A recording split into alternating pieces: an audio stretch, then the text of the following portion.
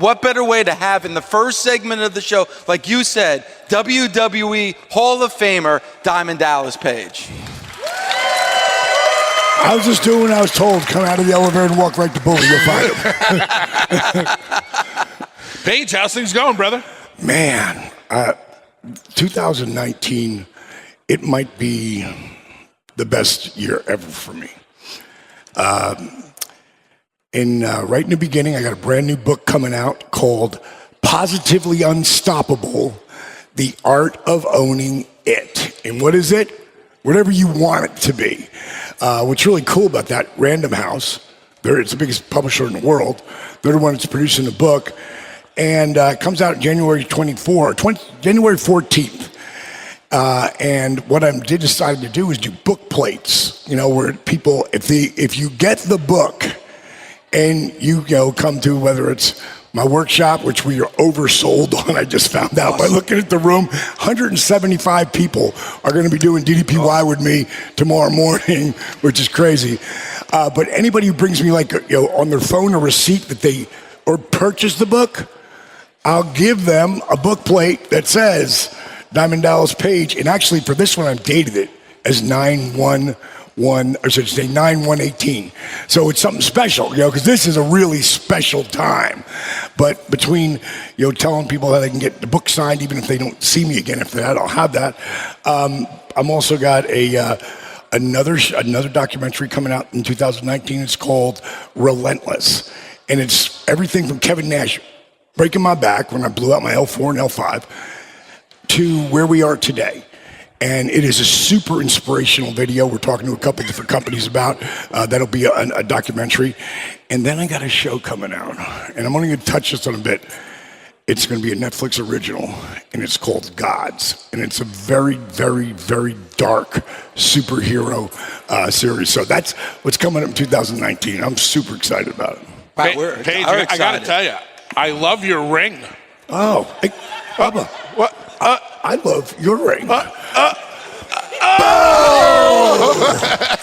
lot of energy there. All right, well, these two Hall of Famers earned their rings. I got to be honest, I earned mine. I earned this ring. Yes, you did. I did. Yes, I did. We all did. Yes. And you sacrificed for that ring as well. Oh, yeah. You know what? Busted Open, we're coming up on our 10-year anniversary. That's awesome. And we're going to have a big celebration in April. I hope everybody comes out to New York to celebrate with us. But I got to be honest, and not a lot of people know this. And Bully, I don't even know if you know this, but DDP was like the first big name guest that we ever had come in studio on Busted Open. When we were, when we were just a ma and pa, a show, and DDP took the time, hung out with us for 60 minutes on air. He took a lot of questions from me about the AWA that day. But, I always very, very thankful for you to take the time out. And now that we're getting close to that 10 years, I just want to say thank you for, at the beginning, believing in this show. Yeah, you guys have done really amazing. And I always say never underestimate the power you give someone by believing in them. And of course, never underestimate the power you give yourself by believing in you, which you guys did, and turned into something super special. And look what Cody and the Young Bucks and Conrad did here. This is pretty crazy.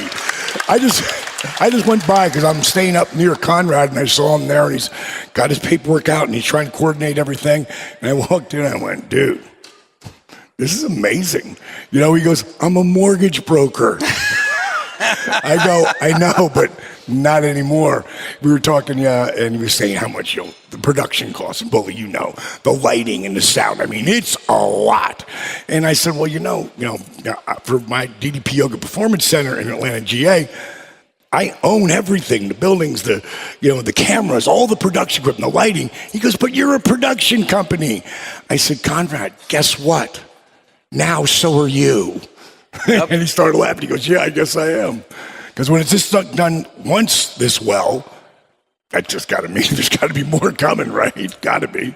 I got to tell you, I'd like to tell a story about you real quick. The first time I ever met DDP, I was bouncing at a club on the Jersey Shore, and it's 1992, and I was just a young wrestler. I was greener than green, and I'm standing out at the front door by the parking lot. I hear these Harleys come screaming into the parking lot, and it's DDP, it's Bam Bam Bigelow, and it's Shane McMahon. And as a young wrestler, I was just like, oh my God, I can't believe it's these guys.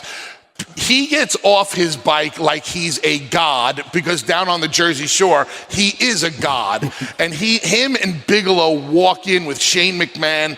They take over the place. They're having a great time. Fast forward to 2 a.m. Shane is drunk off his ass. He cannot walk. Me and Bam Bam Bigelow throw Shane over our shoulders, and as I have Shane McMahon on my shoulders, I'm like, excuse me, sir, how do I get a job in pro wrestling? He's like, don't worry, kid, just send in a videotape and you should be fine. And that was the first time meeting Paige, and now we're up here today. So wearing rings. Wearing rings. Wearing rings. So what's it like wearing that ring now? I mean, you had a legendary career. You have so much to be proud of. But what was it like that night to be up at that podium and get that ring? Oh man, it was everything, because to me, Dusty would always say to me, D, there's only two things real in our business. That first world championship you win, and that Hall of Fame ring. So I'd always had that in the back of my head. And I always, Dusty, I knew he was not doing well, because he was going to induct me into the Cauliflower Alley Club, So when he backed out of that, and he didn't want me to sell it to anybody, But, for him not to be there. And Bischoff did such a great job with the, induction ceremony. And he mentioned about he shouldn't be here. Dusty should.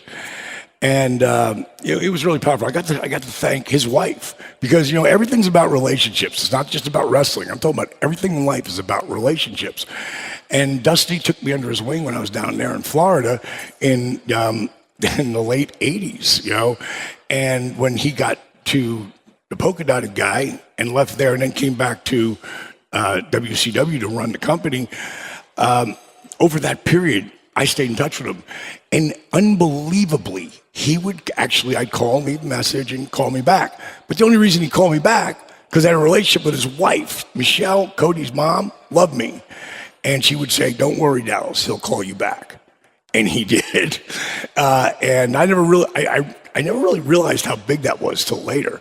Because knowing him as well as I did, I never would have got that phone call back, because he's horrible about making phone calls back. So is Cody, by the way. The worst. The worst. The worst. But it's another trait. I want to tell a little story here. I known Cody since he was 10 years old. Because a lot of people are like, man, would you believe this could ever happen? When you said, back when him and the Bucks said they were going to draw 10,000 people. And, a lot of people thought that impossible, blah, blah, blah. When it happened, though, were you surprised? People would ask me. And I said, not really. And I'll tell you why. I was getting ready to go to New York, go to work for the company. And I had ring rust on me, and Dusty had a little company called Turnbuckle. So at Turnbuckle, it was just a little independent thing through Georgia. And Cody had just got out of the ring as I was coming in to put my boots on. And I said, so, young buck. I called him Young Buck since he was 10 years old. What's the odds of that? Yep. He actually wrote to me the other day, yo, Young Buck. And he wrote me something out. But I called him Young Buck the whole time. And I said, so, Young Buck, when you start football practice? Now, his father coached him, through Pee Wee and varsity into his freshman year. And he said, I'm not going to wrestle this year. I'm not going to play football this year. I said, what? You love football? He said, yeah, I still love football. He goes, but I've got to focus on wrestling.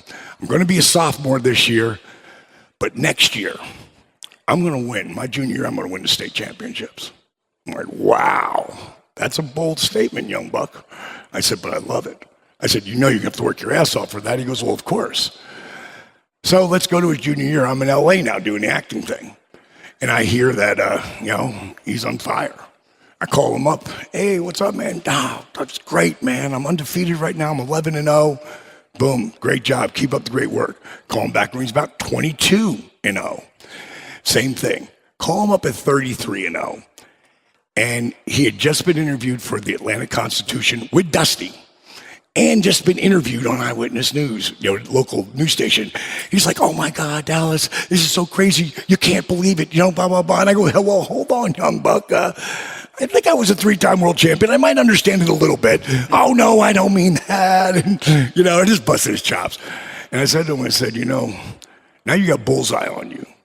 You've had one for a while, but now you really do. I said, here's the most important part. Code, you got to keep your feet on the ground. Keep reaching for the stars, bro, but keep your feet on the ground. And I said, if you make it to the state finals, I'll be there. He goes, you'll come in from LA. I said, yes, I will. So I booked my ticket right then. He went 48-0 his junior year. The next year, I don't know if it's 11th or 12th match. I can't remember that. I heard that he lost. So I called him up. Yo, young buck, what's up, man? Dallas, I lost, man. I effing lost. I was like, thank God. And he went, what?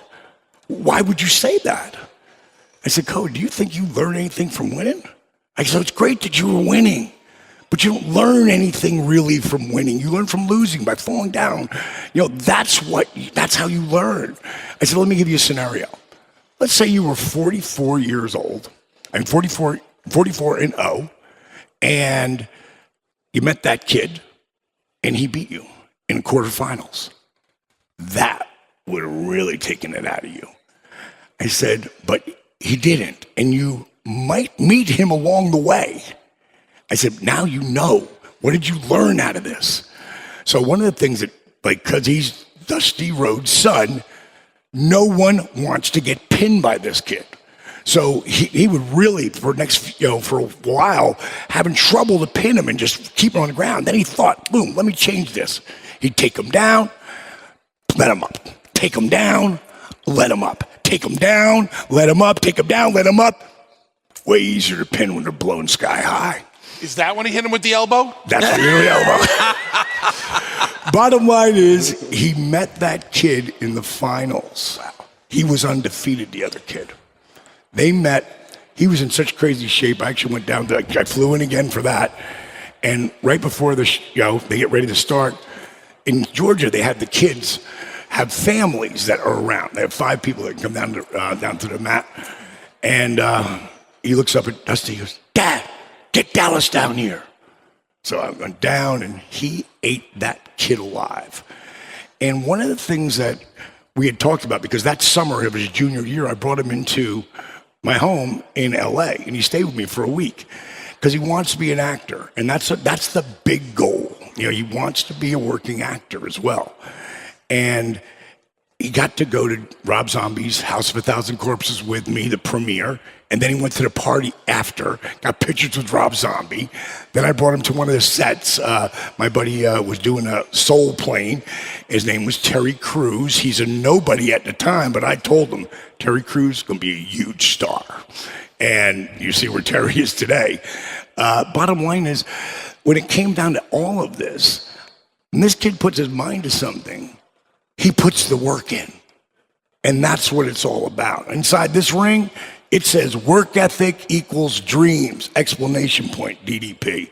It's all about putting the work in, and he gets it, and you get it, it's all part of it.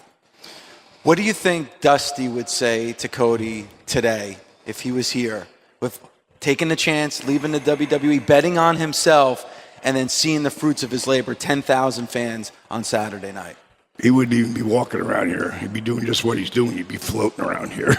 He would be so, and I think it's even, that the dream isn't here. He's with him on every move. And to be able to put together this TV with Joey and a few of the other boys, to be able to, it's his show. Of course, the Bucks, everything, it's their whole, it's a team.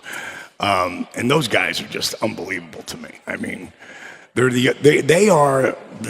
anomaly to the point of, what are those things called? Fungos, bully? What are they called? I don't play with dolls. What are they called? Fungos? Funkos. Pop. They're the only guys who haven't been to New York that got them. Like, nobody does that. They got into Hot Topics. I mean, and brought the boys in with them.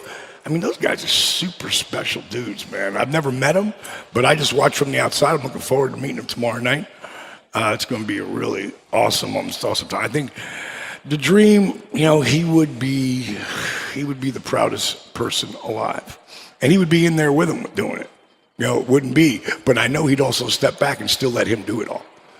Because he would just guide. He wouldn't do it because he'd want, you did this, let's do it. All right. When I sit back and I look at Cody and Dustin and Dusty, it's almost like Dustin got all of the Dream's in-ring athletic ability and Cody got all of Dusty's brains. Not that Cody's not accomplished in the ring, but all of that, with Dusty creating so many things, whether it was, the Bash or War Games. War Games. Yeah, I mean, whatever. when you come up with concepts like that, that people in the wrestling business remember forever, right? Tomorrow might be the very first new thing that we remember forever. Oh, yeah, I think absolutely out of it. Bischoff said that this is the biggest thing in the last 25 years, and I had said that same thing like that, and they said Sporting News said, I said, this is the biggest thing ever. No, it's not what I said. I said it's the biggest thing since the NWO and that whole movement. Then of course the Attitude Era. I mean, those things were, how much do you love being on the network, bro? You know what I mean? Like, the network will keep us alive forever. It's why this really exists. Without the network, I don't think this would exist because of the whole internet itself, DDP, thank you so much for the time. You got your seminar going on, and how can people get involved in that? If they can get involved in that, because it's packed. They can't now, but I do workshops all over the world, really. So if you see it, one of the things you'll see, you never call my shit yoga. It's DDP Yoga, or what I'm branding it now, and you'll see it everywhere. DDPY. Why? Because I want people to stop effing it, calling it yoga, like just yoga, because it's not. I developed it for you guys. I developed for people who wouldn't be caught dead doing yoga. It's changing right now, and I am about to do a deal with the NFL alumni. And we're in talks right now because they love the program, and I can help heal those guys. That's awesome. DDP, thank you. Diamond Dallas Page, WWE Hall of Famer, inspirational stuff.